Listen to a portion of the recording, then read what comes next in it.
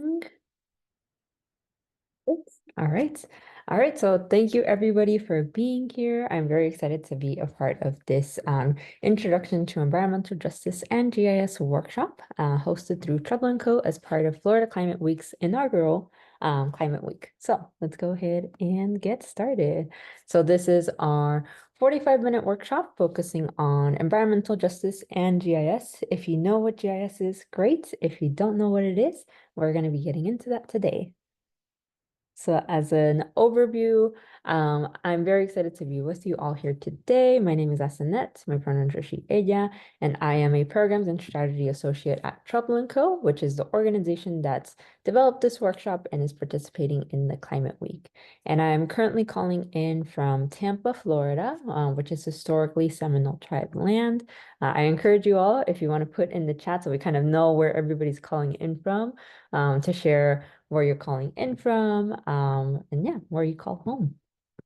And it looks like we might have some people. Pembroke Pines, amazing.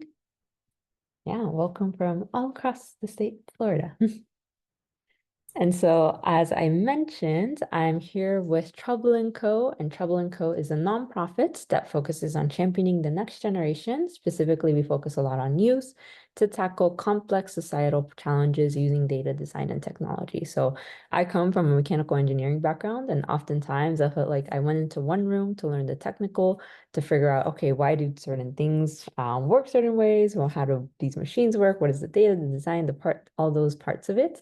But then I went into another room to learn about what's happening in my own backyard and what can I do about that. And these two roads were very separate, but we believe at Trouble & Co. that in order to tackle a lot of pressing social issues, such as what we're seeing with the climate crisis, these intersections need to be together. So we need to both have the technical background and also think about what we can do in collaboration with local communities, with local groups, to address what's happening in our own backyards.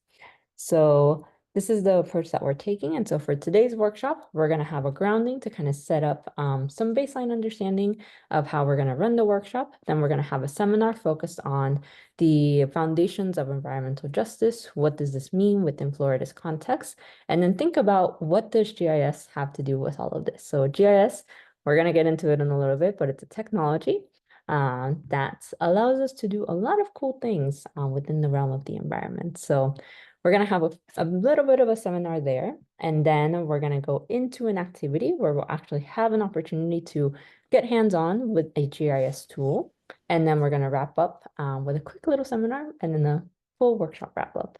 It's a lot to get into with 45 minutes, but we'll make sure we get through that. And yeah, for everybody that's just coming in, we're just getting started. So we're going to go ahead and move forward. And so to kick us off, I just want to have a land and labor acknowledgement that we're connecting virtually across a lot of different places across Florida, and wanting to recognize and honor the Indigenous people who have and continue to steward the lands on which we reside. Additionally, at Trouble, we also recognize the ancestors and descendants of the African diaspora who have and continue to build and define what we know of the United States in the name of freedom. And despite centuries of genocide and enslavement, Indigenous and Black peoples continue to find love, joy, and revolution, key elements that are critical in the fight towards addressing the climate crisis. And so as we think of our place within the histories of the land we reside on, we hope to challenge some of these historical harms on these communities, but also recognizing their agency, kinship, and self-determination. And so in case you are not too familiar with whose lands you are historically on, I'm going to drop a resource in the Zoom chat for anybody to be able to take a look and learn a little bit more about where you're calling in from. And so that is a resource I'll put there. We're also going to be using the chat a lot during this workshop, so just feel free, you can see it. If you're using the Wobit chat, let me know as well, and I'll make sure that resources are put there. And so now we have our community principal. So we're going to be in this virtual space for a couple about an hour or so. So we want to make sure that it is welcoming for everybody. So centering a lot of learning and growth while we're sharing this space. The climate crisis is a complex topic to talk about, especially when we're thinking about what it looks like in Florida. So wanting to respect and listen to each other's voices and perspectives that are going to be sharing this space, and then just be open to learning and leaning into and embracing discomfort. And I also want to open it up. This is not just a space that I am facilitating, but also that is for you all. So open floor if anybody else wants to share any community principles that you think would be helpful for this virtual space.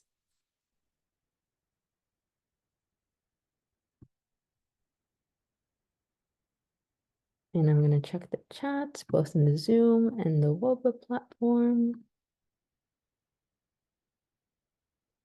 And it looks like we are all good. All right. Okay, so let's go jump straight into our workshop grounding. So as was mentioned with our community principles, these are going to be some complex topics that we're going to be getting into because when we're designing for justice, a lot of heavy and complex topics may arise, especially whenever we're thinking about the climate crisis. It is a very complex, complicated issue. If it weren't so, I think a lot of us in this room might have already figured out solutions to it and we wouldn't be where we are right now. But given that it is so complex, I just want to make space that a lot of these topics may come up, whether in breakout rooms, during the seminars, anything like that. And just that we are all human beings. And if you want to continue staying off video, take a break away from the workshop, or just get a drink of water, something like that, that is totally okay, especially whenever we're talking about some pretty heavy stuff. So just want to preface our workshop with that. And then have a quote here on whenever we love justice and stand on the side of justice, we refuse these simplistic binaries. So not having either or thinking that could cloud our judgments. We embrace the logic of both and. So there's a lot of nuances whenever we're thinking about the climate crisis. It's not just one solution is going to fix everything across the state of Florida, across the US, or even the world. There's a lot of different solutions. Some work in some places, some may not work in others, and just acknowledging the limits of what we know. And also knowing that there's a lot we can learn from each other. So I just want to kick us off with this quote from Bell Hooks, which has a lot of amazing knowledge to share. And so for today's workshop, our objectives are that we're going to be getting into responsible technology. So what does it mean for technology to be used with equity at its center? What can we do with it as it relates to the climate crisis? We're especially going to be diving into GIS, which stands for Geographic Information Systems. If you don't know what that is, think about Google Maps that you might use to get around. That is built using GIS. So it's essentially maps. So we're going to be getting into that on the GIS side of things. On the EJ or environmental justice side, we're going to be getting into a pretty baseline understanding of environmental justice, share our perspectives on it, and learn about certain tools to advocate for environmental justice, which the primary tool we'll be focusing on with this limited time is going to be GIS. So since we're in this space, and I really want to acknowledge and appreciate everybody who's showing up here for our workshop live. I know there's a lot of power to whenever we're thinking about the environmental movements, that there's a lot of power in working together and in collaboration. So wanting to make the space for us to learn about who is in this room. So we're going to go into a breakout, and the recording is going to pause, so this will not be recorded. To introduce yourself, what is your relationship with the environment? Why are you here today? There must be something that is making you care about climate in Florida. And then if you want to get into this question too, what does justice mean to you? And if you don't have a clear understanding of that, that is okay too. What does justice make you think of? So we're gonna go into a quick breakout for about 4 minutes or so, and where people can go ahead and introduce themselves. So I'm going to open the breakout. And it is now open. And I will also put this in the chat so people can remember what we are doing. The breakouts will be open for about 4 minutes.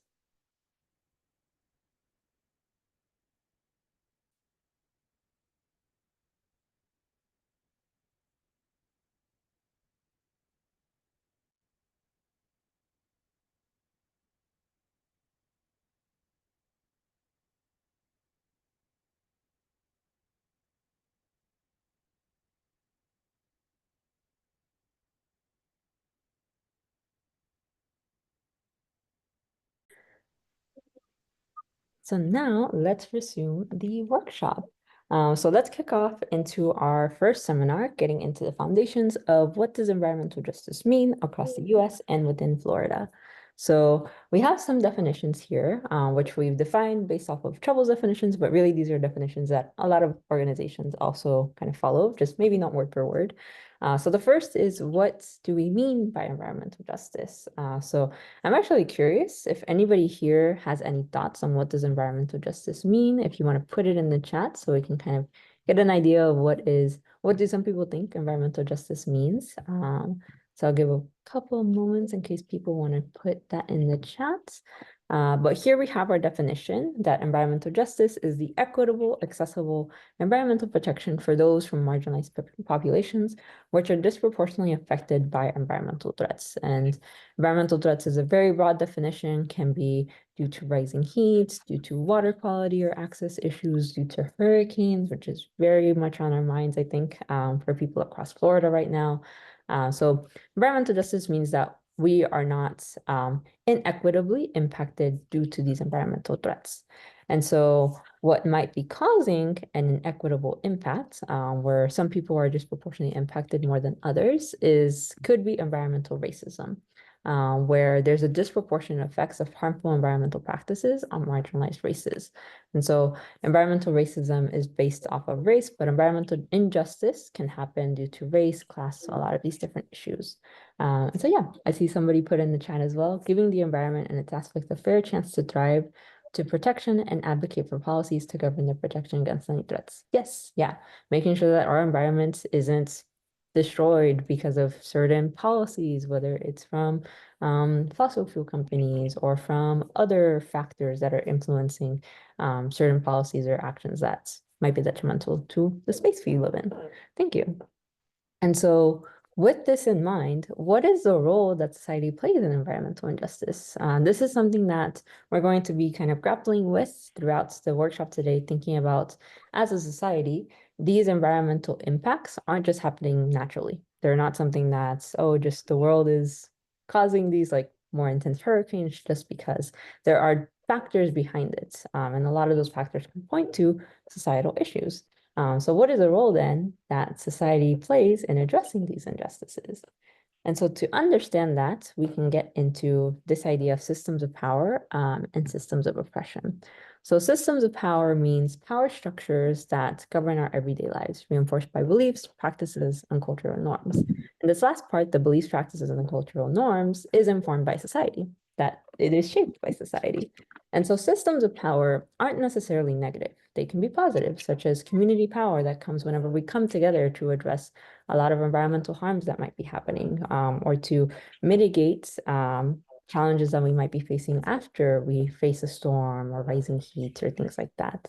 But whenever these systems of power work against us, that is when they become systems of oppression, which is part of the norm of our current day and age, where we have racism, patriarchy, sexism, ableism, classism, all these different forms of oppression, which disproportionately impact certain areas, certain people more than others. And that is not fair.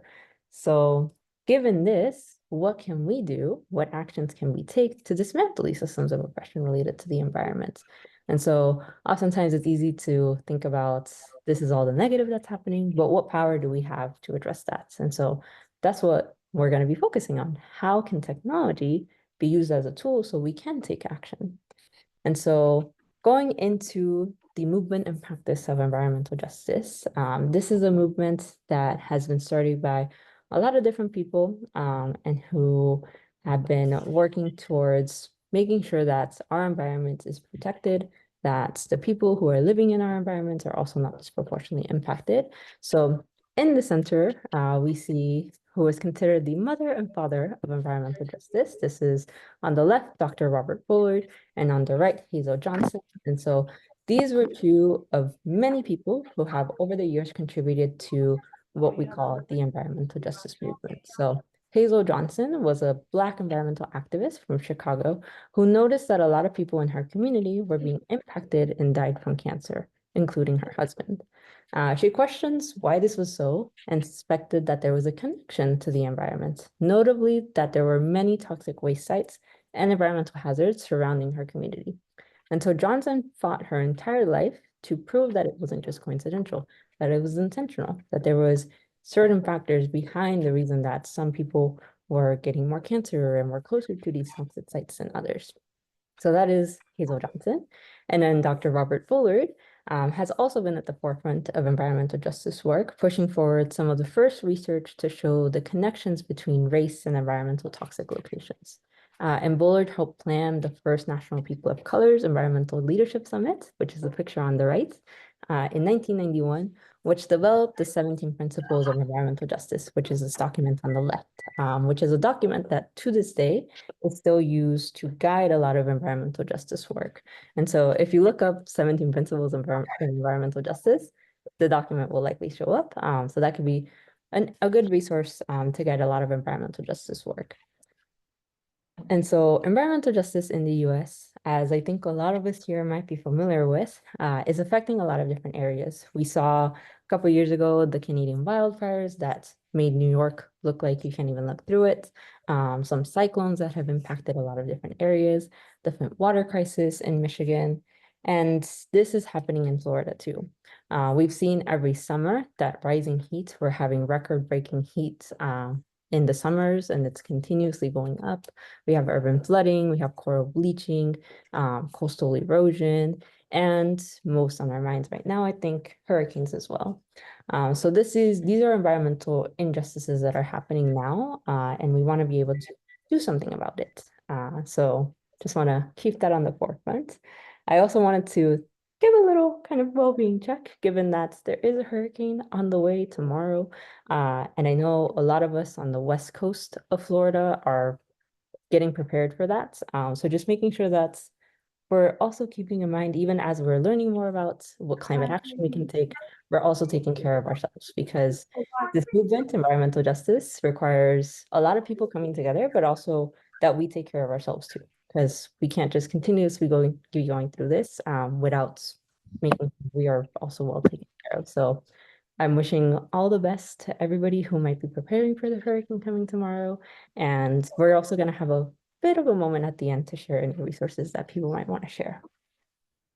So now let's think about the technology side. So what can technology do to address some of these environmental issues? What does it mean to be irresponsible when we use it? What technology can show up in the environmental justice movement? So with technology, there are a lot of different impacts that it can have. There's the good, where we can use it to advocate for the environmental issues we're seeing.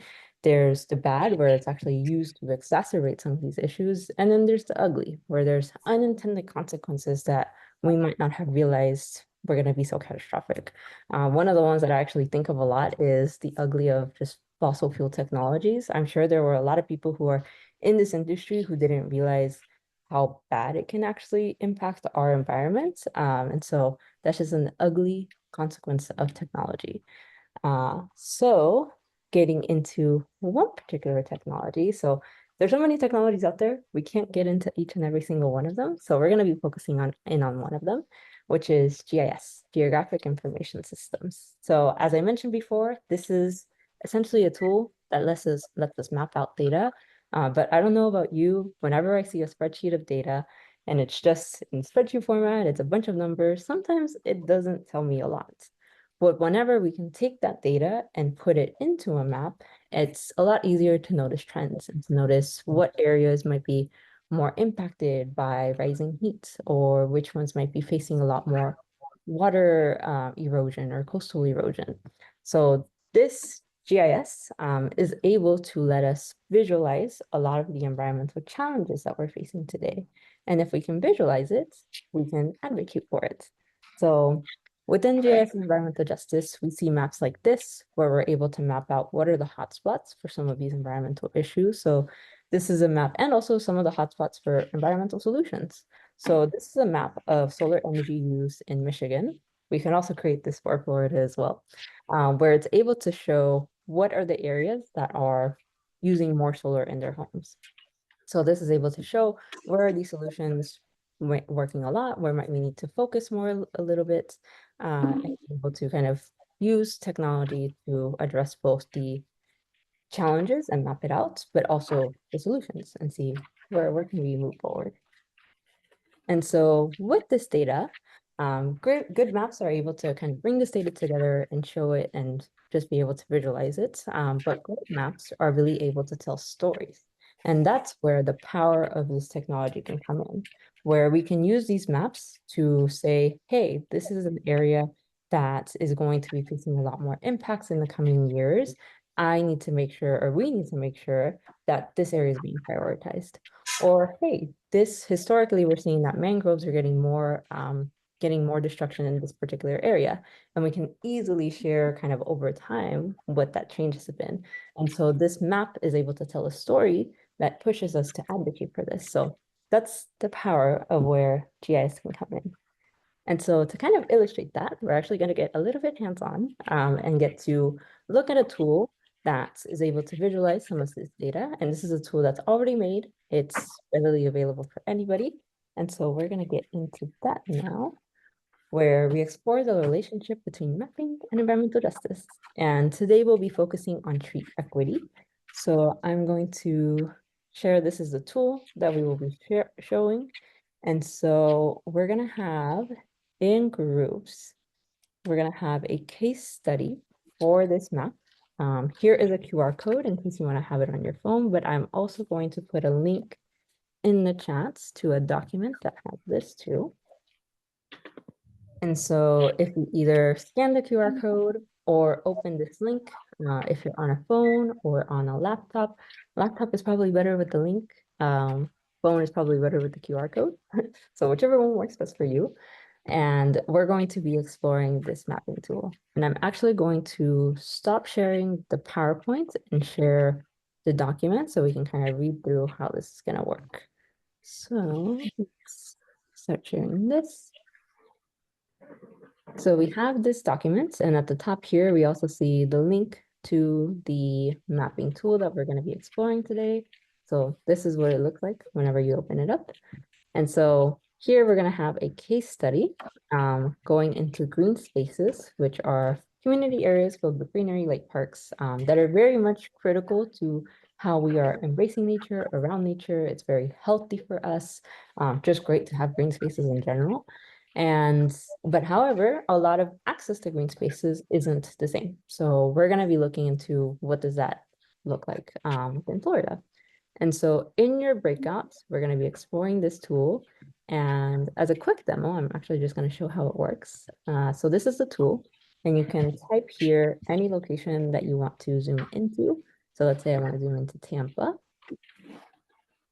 And so I can look into that and then start zooming in. And this has a ton of data already visualized. So the main one, the default that this is going to bring us to is a tree equity score, which essentially brings together a lot of data on demographics around how many trees are around an area to create this equity score map that shows which areas are better for urban green spaces and which may not have as many. There's also a lot of other layers here, which is why this is a great tool that I encourage like looking into afterwards as well. So there's a lot of other maps that this has, from tree canopy cover to the gap in tree canopies, to where are areas that should be prioritized whenever we're thinking about cover, to a lot of indicators like people in poverty, to people of color, where children and seniors are, where there's high unemployment rates, health burden index. So there's a lot of different tools here, but we're going to stick to the tree equity score. And so in your breakouts, we'll be exploring this tool. Feel free to search up the place that is close to where you are, or with your breakout, decide on another one. And so as you're exploring this tool, here are a couple of tips to explore that. Feel free to write your answers here, but also just feel free to discuss with your breakout. And then in your breakout, just discuss, does what you're seeing resonate with what you know about this area? And in what ways do these statistics, these maps, represent your experience of home? What information might be missing? How could you incorporate this to inform another analysis or certain environmental action you can take? So we're gonna go ahead and go into breakouts. We're gonna actually keep it pretty short, so maybe just focus on do the maps you're seeing resonate with what you know about this area?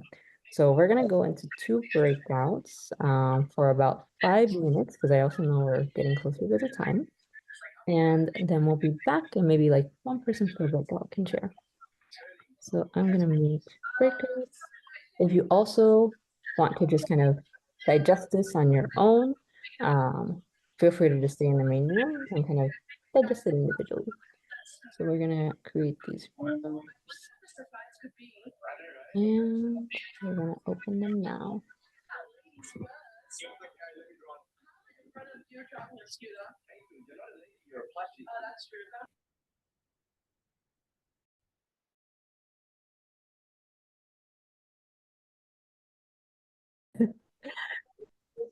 Yeah, ideally these tools are also something that's kind of easy to use. So maybe it doesn't take a huge amount of hours to kind of decipher, okay, what can we do? What can't we do? But I'm glad that it sparked some conversation.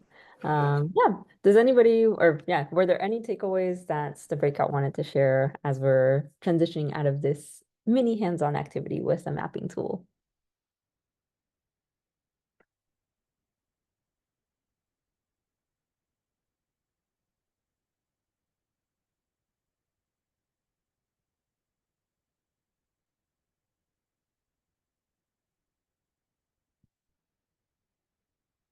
Totally okay if takeaways are still kind of in process. Oh,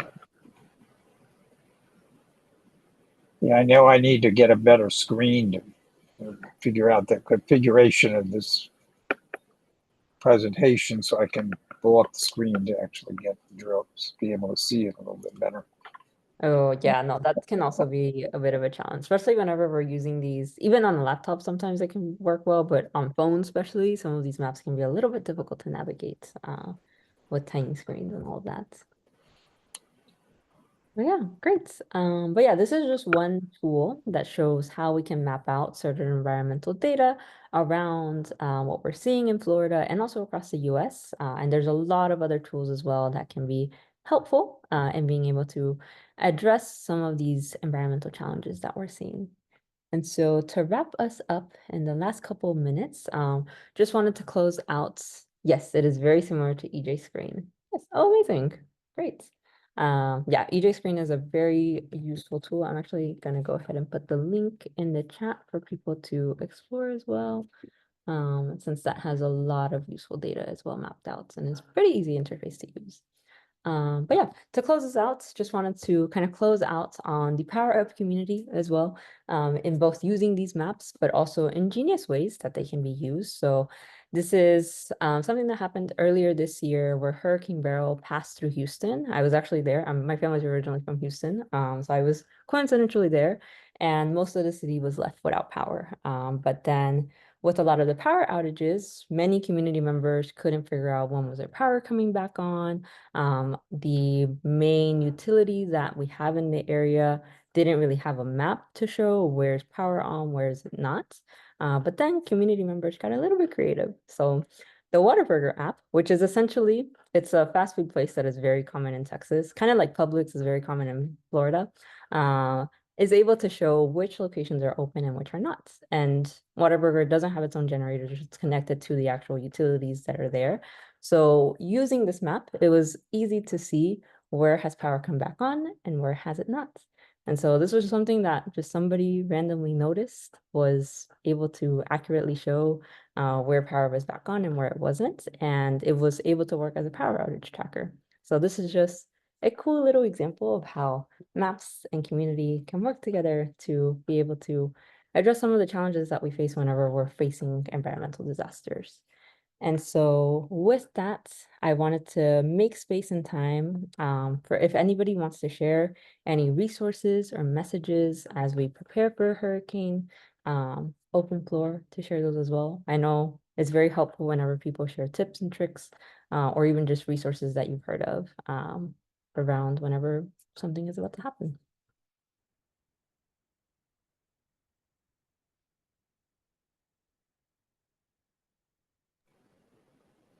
And I will also be putting in the event page some resources, some links for people to look through in case you find yourself in the area that might be affected by the incoming hurricane. Yeah. With that, another resource too, in case you want to continue learning more about GIS and environmental justice, we have a few more workshops coming up, which will be more in depth than the one today. This one is pretty quick to fit within the kind of 45 minutes we have with you all here today. But there's also a more broad research or workshop series that'll get more hands-on into ArcGIS. And you will also get access to ArcGIS Online, which is one of the mapping tools that is used to create some of these maps. So if that's interesting, or if you know people who might be interested in this, feel free to share this out. I will also put in the in the event page a link to register for this. And then closing us out, just thank you all for being here. And here on the screen is a quick feedback form to give us feedback on how did this workshop go and anything else that might help improve the session. I will also drop it in the chat in case people just want to click into it. But with that, that brings us a little bit over the intended time. But we're closing out. And yeah, thank you all so much for being here. And I'll stick around in case there's any like additional questions or anything like that.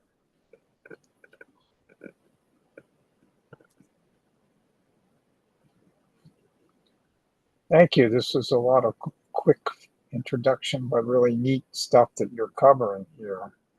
I'm curious. I was watching. I'm through most of the recording of the students, and that was wonderful. What the workshops and the capstone projects that you're doing with the students. Fantastic work. Thank you for arranging that. Yeah, of course. Thank you for watching it. Yeah, I didn't mention it here, but we also have a recorded session that shows up earlier in today's agenda for our summer programs that we do with students. So if you want to hear more about what students directly are doing with this, you can check out that session or also just reach out and we're happy to share more. Are you doing this with teachers as well, or what's your relationship with the school system here as opposed to other organizations and things? Great question. Yeah. So we work with a range of organizations from universities to actual teachers directly to nonprofit organizations who might have a direct set of students. In Florida, we mostly work kind of with some outreach to teachers, but mostly it's the students kind of signing up for the program when they hear about it from a counselor.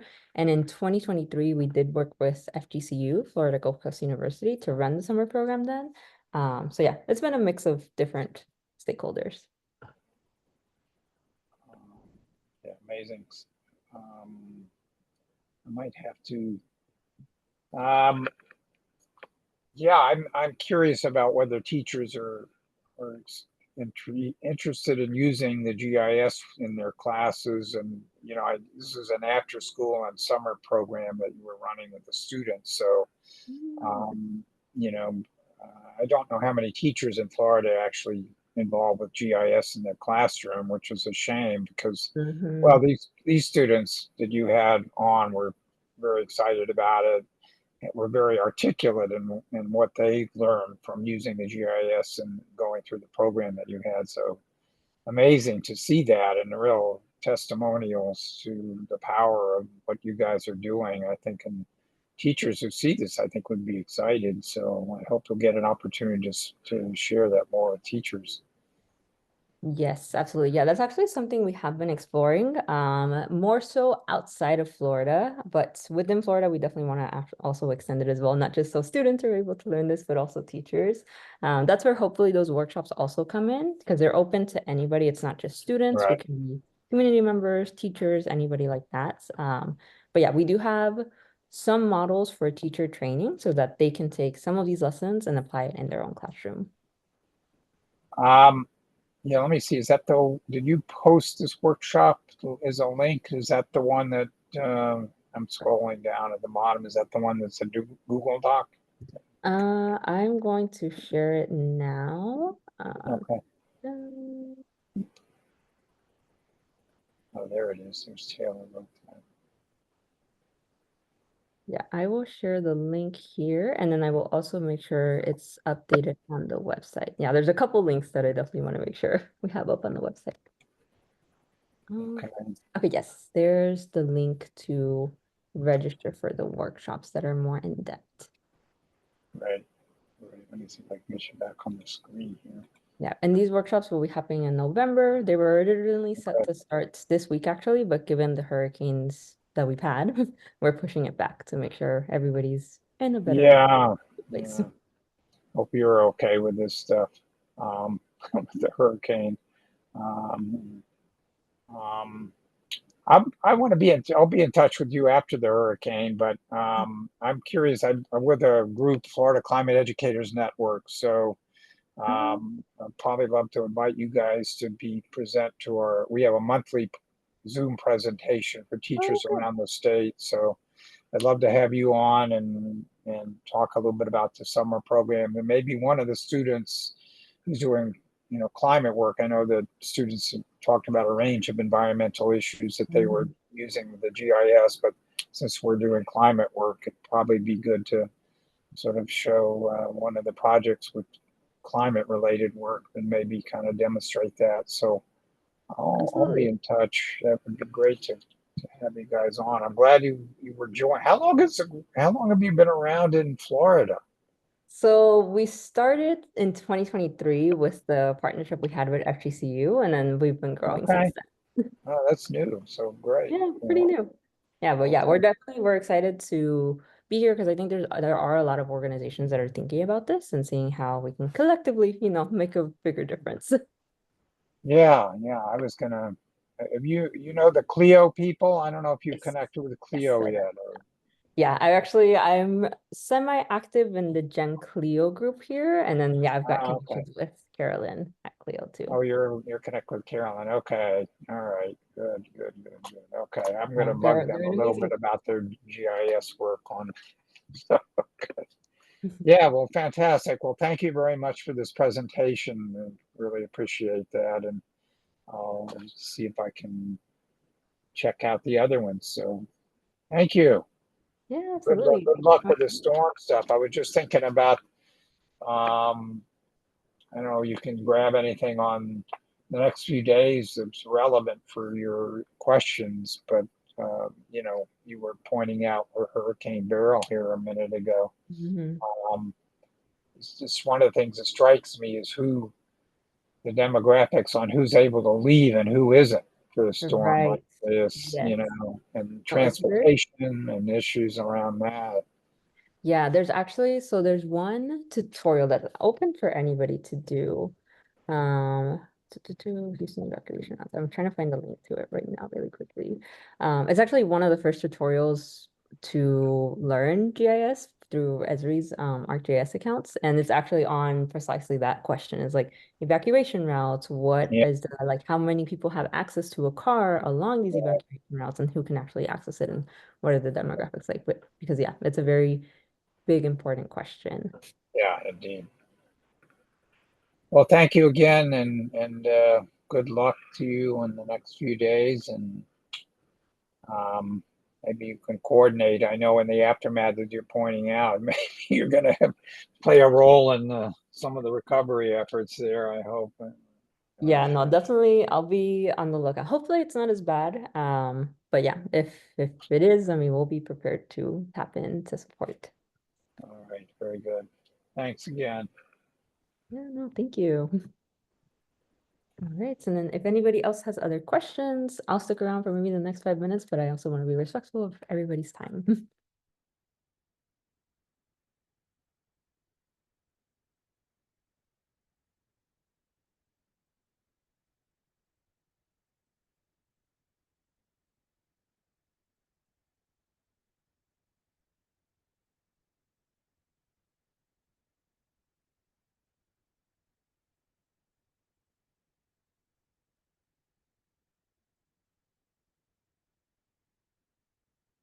All right, it sounds like there may not be any more questions, but if anything does come up, our email is right there.